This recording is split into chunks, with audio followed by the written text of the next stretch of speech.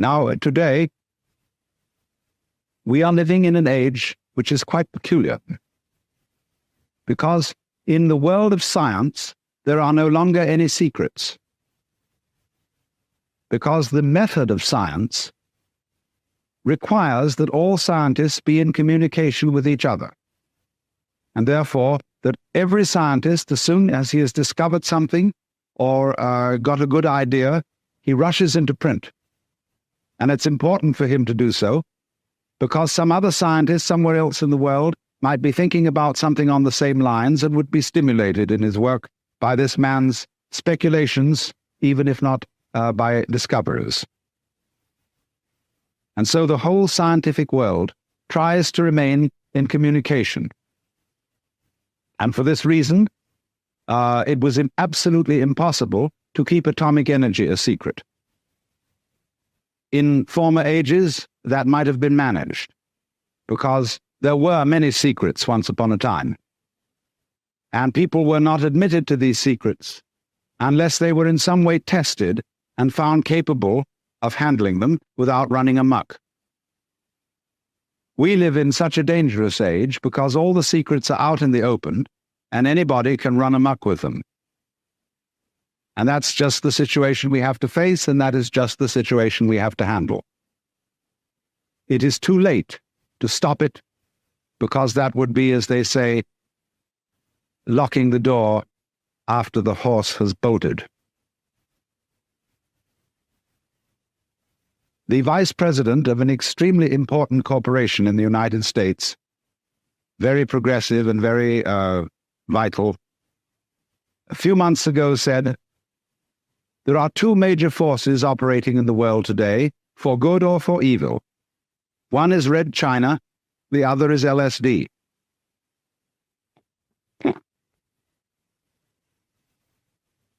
And there is a certain reason why such a thing as a certain chemical, which is capable of opening people's minds in a certain way, should be something extremely disturbing.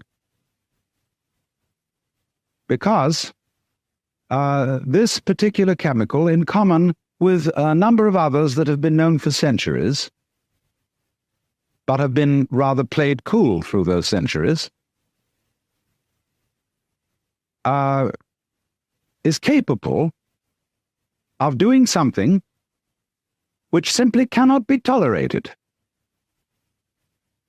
That is to say, capable of letting properly prepared individuals, or sometimes improperly prepared individuals, in on a secret which is very closely guarded, and which is, as a matter of fact, the deepest and most fundamental of all our social taboos. I have just finished writing a book, which I've had, with a sort of tongue-in-cheek attitude, had the temerity to call The Book. And it is subtitled, "The Book, You See, on the Taboo Against Knowing Who You Are."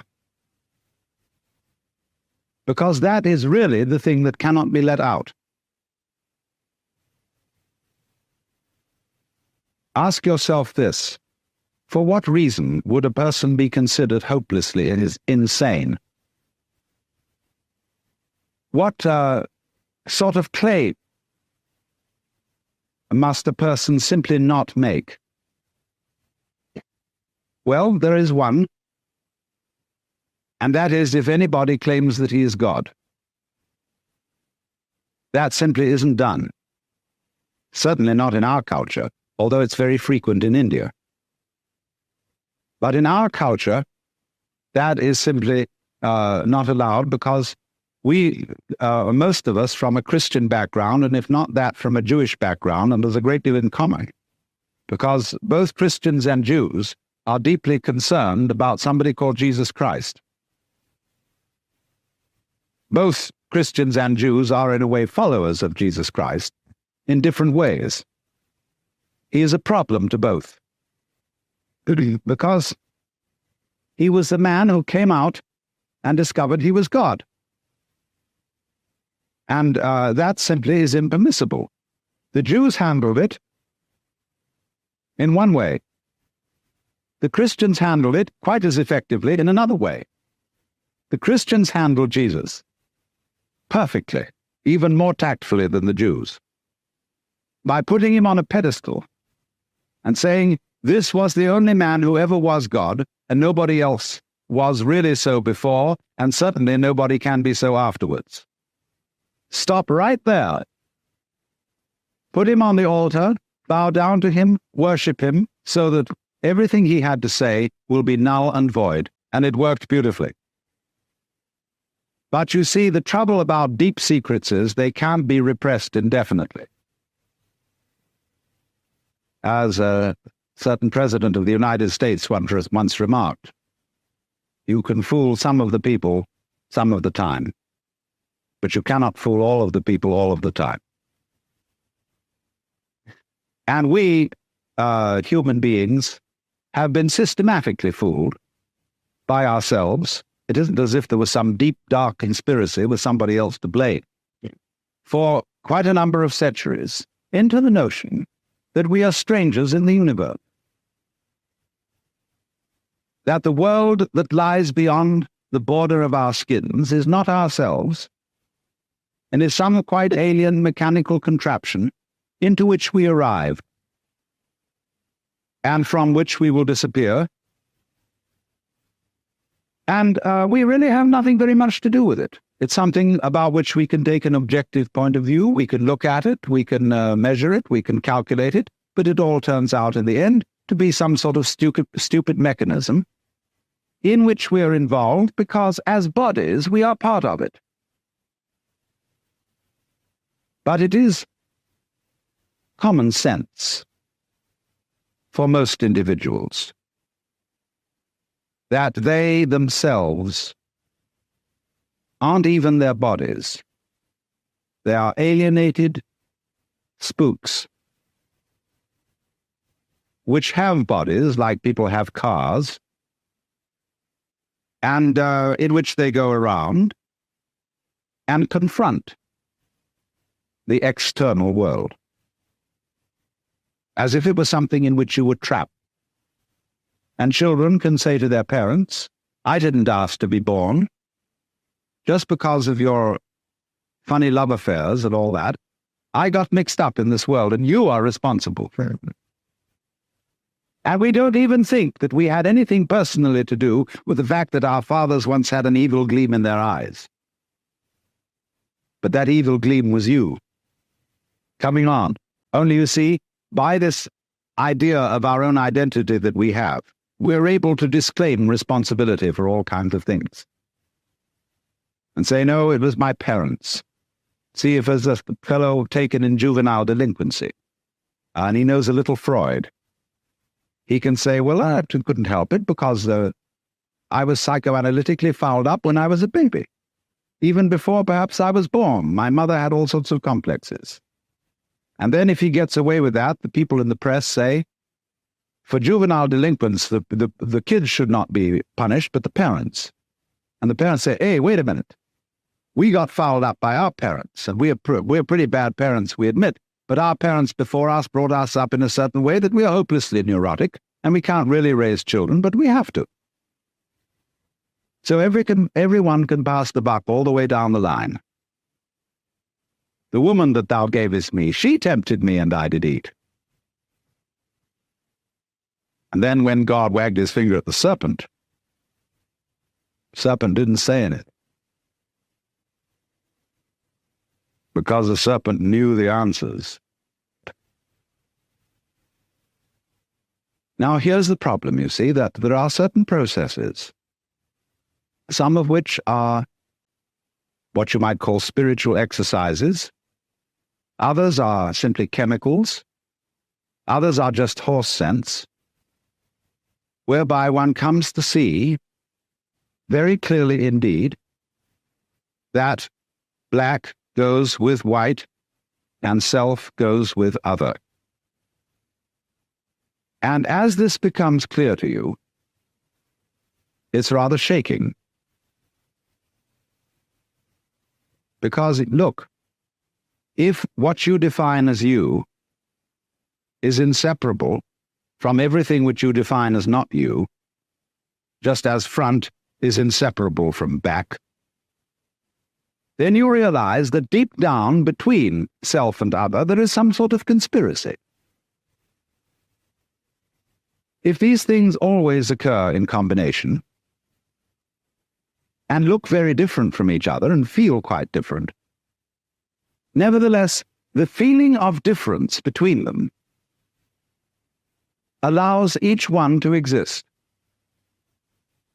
And so underneath the opposition or the polarity between self and other, or between any other pair of opposites you can think of, there is something in common, as there is, for example, between figure and background.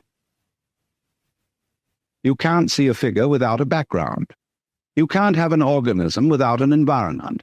Equally, you can't have a background without a figure, or an environment without organisms in it, or without things in it. You can't have space, which is unoccupied by any solid. You cannot have solids not occupying some space. This is absolutely elementary, and yet we don't realize it, because, for example, the average person thinks that space is nothing. That it's just a sort of not-there-ness in which there are things. And we are slightly afraid that not-there-ness, that nothingness, that darkness, that the negative poles of all these oppositions will win. That they will eventually swallow up every kind of being and every kind of there-ness. But when you catch on to the game, you realize that that won't happen, because what is called not existing is quite incapable of being there without the contrast of something called existing. It's like the crest and the trough of a wave. You can't have a wave that is all trough and no crest, just as you can't have a wave which is all crest and no trough. Such a thing has never been manifested in the physical universe. They go together. And that is the secret. There really is no other secret than that. But it is thoroughly repressed. And therefore, we are all educated to feel that we've got to fight for the white, because the black might win. We've got to survive. You must survive. That's the great thing we're all working under, and pounding it out day after day in anxiety, because this is a description of anxiety. Anxiety is the fear that one of a pair of opposites might cancel the other forever. And if by any chance, by any means, you find out that that is not so, you have an entirely new attitude to what human beings are doing, which may be very creative, but which also may be very dangerous. You see through the game called white must win, because you know that neither black nor white are going to win, because they belong to each other. So one of the problems of the various chemicals which can change the human mind in certain ways so that it becomes apparent that inside and outside go together is that they do rather give the show away, and people who take these chemicals and see through the human game cannot be trusted. They may decide to be good sports and go back into the game and play it as if it were for real, or they may not. And if they don't, what's going to happen? Wowee, that's pretty serious. Now, you see, what is, let me speak specifically for a moment. I said the subject of this is LSD. LSD is one such chemical that does produce this curious effect of making you aware of the polarity of things. It does lots of other things. It does lots of rather unessential and trivial things. And these, of course, in all the publicity in the various national magazines about LSD, get thoroughly emphasized. In other words, when somebody says something's real psychedelic, they mean bizarre. And when the national magazines try to illustrate the effect of these chemicals with various photographs, they come on with blurred photographs of all sorts of things higgledy-piggledy messed together. Naked girls seen through prisms, and people doing like this. In Life magazine, they had a whole series of photographs of people like this. Then you turn over a few pages, and here were the wives of the astronauts in front of the television when their husbands were out there in space. They were going like this too. You couldn't tell any difference if you didn't read the headline. Well, that's absolutely nothing to do with it. If you wanted some sort of appropriate illustration for a Life magazine article on the effects of LSD, you would have one very simple solution. You would publish the most gorgeous color reproductions of Persian miniatures and of Moorish arabesques and of the illuminations of Celtic manuscripts. That would give you the story, so far as changes in human sensation are concerned. But there would be one thing very difficult to put across in pictures, because the people who looked at them, if they didn't get the point of view, wouldn't see it.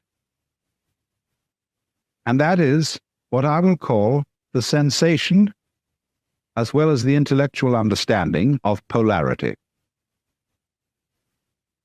That is to say, that the inside and the outside, the subjective and the objective, the self and the other, go together.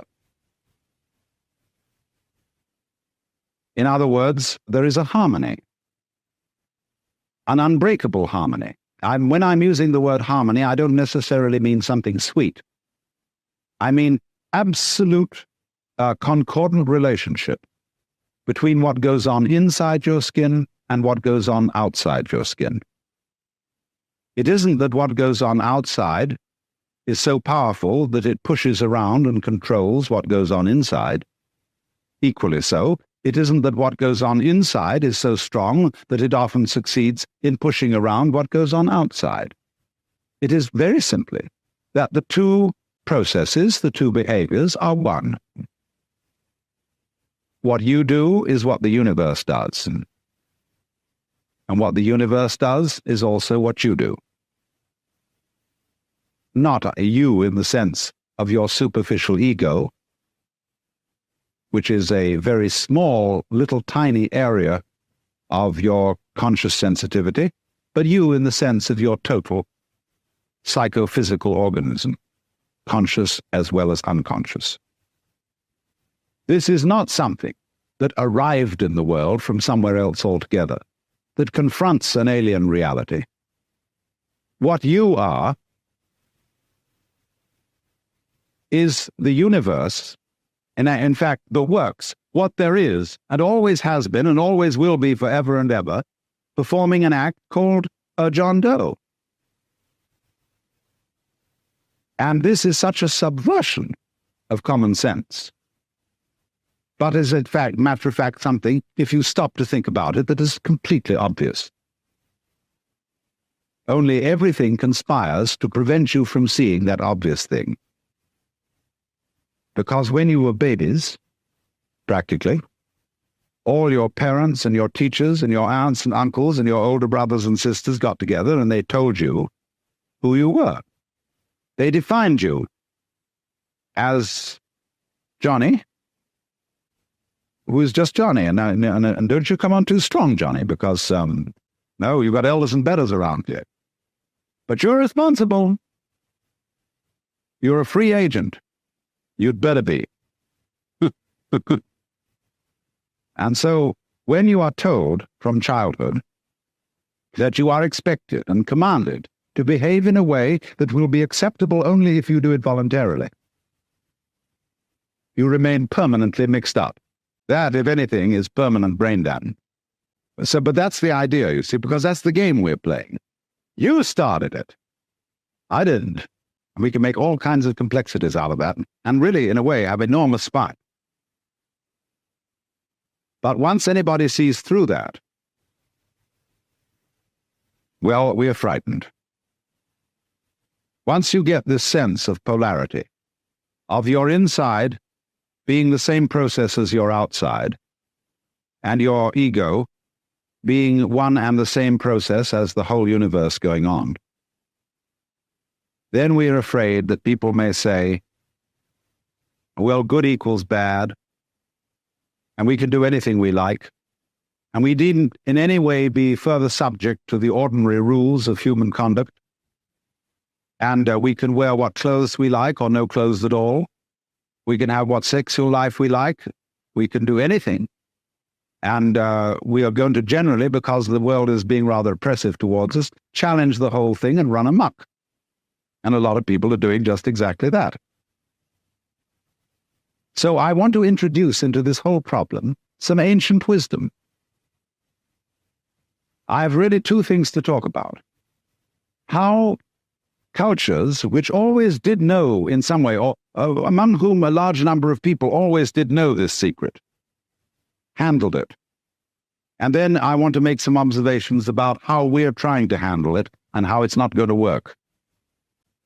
Among the Hindus and among the Buddhists, this view of the real identity of a human being has always been known, at least by a very influential minority.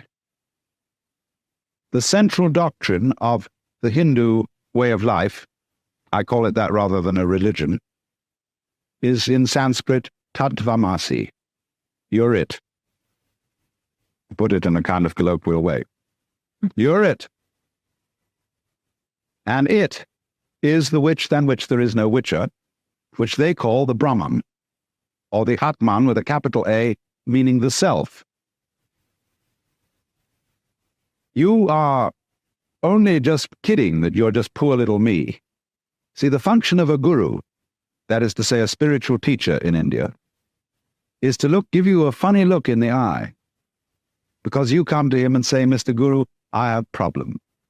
I suffer and it's a mess and I can't control my mind and I'm miserable and depressed and so on.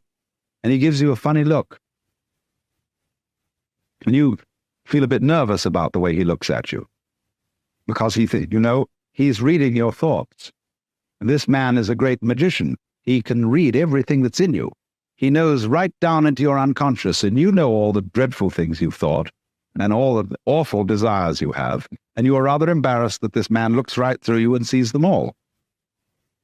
But that's not what he's looking at. He's giving you a funny look for quite another reason altogether, because he sees in you the Brahman, the Godhead, just claiming it's poor little me. And he's going to eventually, by all sorts of subtle techniques that are called in Sanskrit upaya, that in politics means chicanery, and in spiritual education means skillful pedagogy. He is going to try and kid you back into realizing who you really are. And so that's why he gives you a funny look. Why he seems to see right through you, as if to say, Shiva, old boy, don't kid me. I know who you are, but you're coming on beautifully in this act, that you're somebody else altogether. And I congratulate you, you're doing a wonderful job playing this part, which you call the person, my person. A person is a fake. The word means a mask. So if you read books on how to be a real person, you're reading books on how to be a genuine fake. The word persona, as you know, means a mask worn in Greco-Roman drama. So if I come on to the Guru and say, well, he asks you who you are, Sri Ramana Maharshi, when anybody came to him and they said to him, as people do, who was I in my last incarnation? Or will I be reincarnated again? He always replied, who's asking the question? And everybody was irritated because he wouldn't give them answers about what they were in their former lives. They just said, who are you? And he looked at you. Have you looked at photographs of this man? I keep a photograph of him close by because of the humor in his eyes. They're looking at you with a dancing twinkle, saying, come off it. Now then, In these Asiatic traditions, it is well recognized that people who get the knowledge that you're it may very well run amok. And therefore they always couple any method of gaining this, whether it is yoga, whether it is smoking something or drinking something or whatever is the method, they always couple it with a discipline. Now, I know the word discipline isn't very popular these days, and I would like to have a new word for it, because most people who teach disciplines don't teach them very well. They teach it with a kind of violence, as if a discipline was something that is going to be extremely unpleasant, and that you're going to have to put up with. But that's not the real secret of discipline. I would prefer to use the word skill. Discipline is a way of expression. Say you want to express your feelings in stone. Now, stone doesn't give way very easily. It's tough stuff. And so you have to learn the skill or the discipline of the sculptor in order to express yourself in stone. And so in every other way, whatever you do, you require a skill.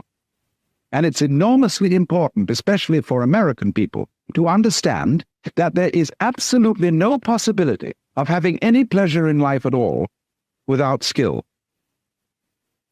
Money doesn't buy pleasure. Ever. Look, if you want to get stone drunk and go out and get a bottle of bourbon and down it, you can't do that except for people who have practiced the distiller's art. You can't even make love without art. Where I live in Sausalito, we have a harbor full of ever so many pleasure craft, motor cruisers, sailing boats, all kinds of things, and they never leave the dock. All that happens with them is their owners have cocktail parties there on Saturdays and Sundays, because they discovered, having bought these things, that the discipline of sailing is difficult to learn and takes a lot of time. And they didn't have time for it, so they just bought the thing as a status symbol. So, in other words, you can't have pleasure in life without skill. But it isn't an unpleasant task to learn a skill.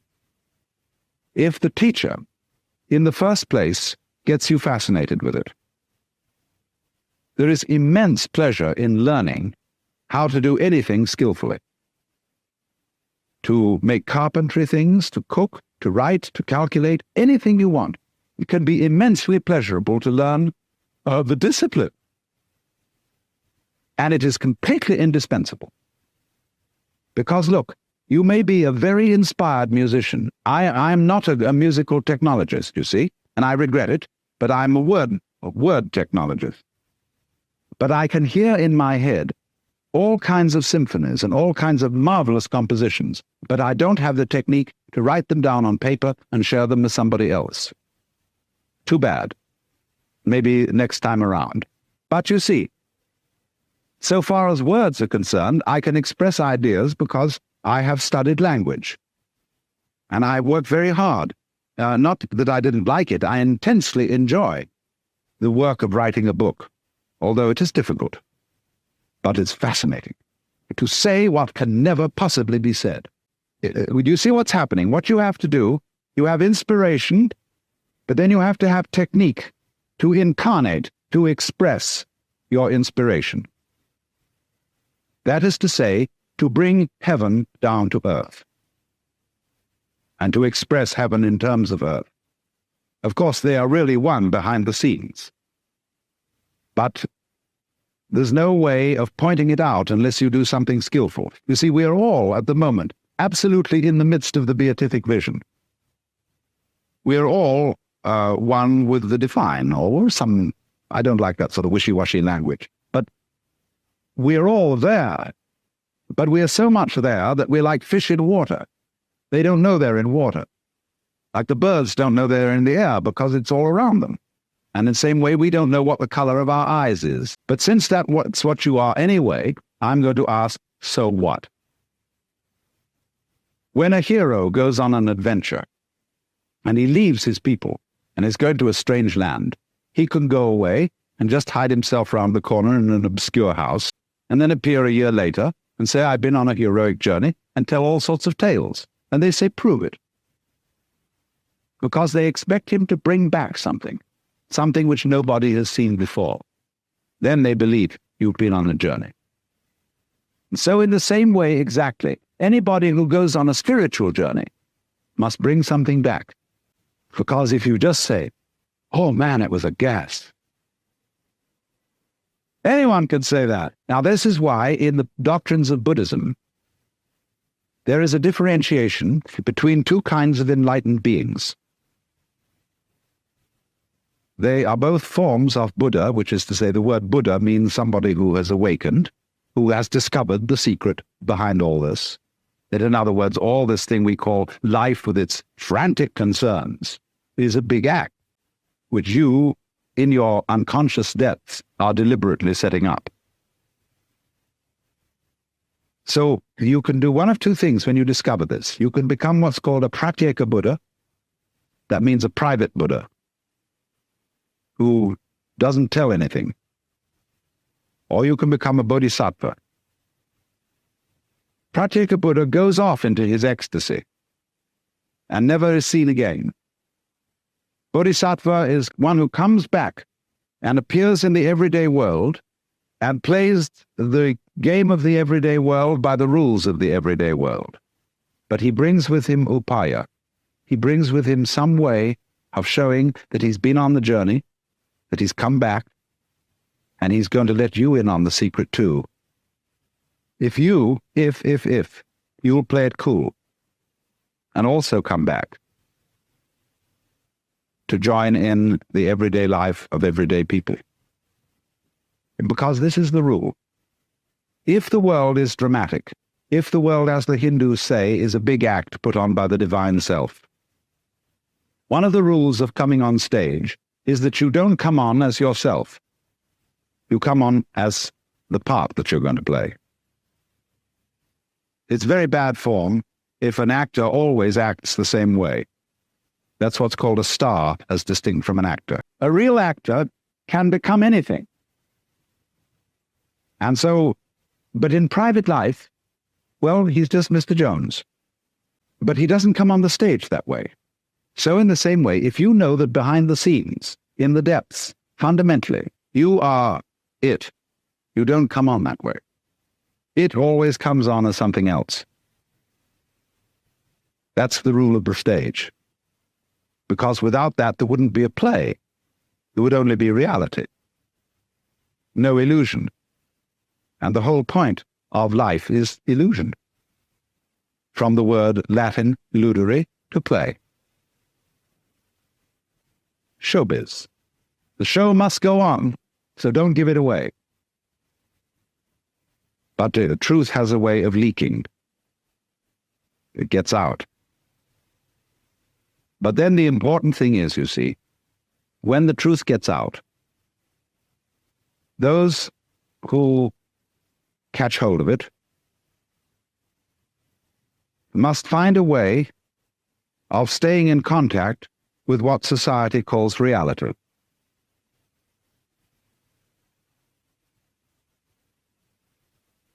That is to say, if you have a radio, you don't only need an antenna, you also need a ground. So what happens in the world of mysticism, of psychedelic visions, and so on, needs to be grounded. So then there are always two directions in which such a discipline works. One, preparatory. In other words, those who taught disciplines for awakening in the Orient were always careful to screen, first of all to screen those who applied, and then after screening them, to make them sensible, so that they knew how to handle the game of ordinary human existence and play it by the ordinary human rules. In other words, that they had strength of character and were not the sort of people who would be wiped out because they had no strength of character by an overwhelming experience. Then they let them in. But there are certain disciplines, such as Zen, where you get into the essential secret very early on in the discipline. And after that, they are concerned with much more training in showing you how to use it, how to use the power, to use the vision which you have acquired.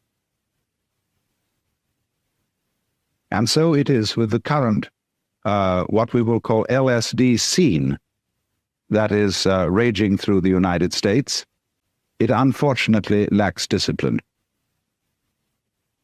And I'm not trying to say this in a kind of severe, authoritarian, paternalistic way, but only that it would be so much more fun if it had it. In other words, when people try to express what they have seen in this kind of changed state of consciousness, they show 5 movies going on at once, projected upon torn bed sheets, with stroboscopic lights going as fast as possible at the same time, and 11 jazz bands playing. And they're going to blow their minds, baby. And everybody else who hasn't seen this thing look around and say, well, it's a mess. I don't like the looks of it. Let's suppose that while you were very, very high on LSD, you looked into a filthy ashtray and you saw the beatific vision, which is, of course, the case, because wherever you look, if your eyes are open, you will see the face of the divine. Then you come out of your ecstasy with the dirty ashtray and say to everybody, here it is. No, there is a possibility. If you are an extraordinarily skillful painter, or even photographer, of presenting the dirty ashtray so that everybody else will see almost what you saw in it.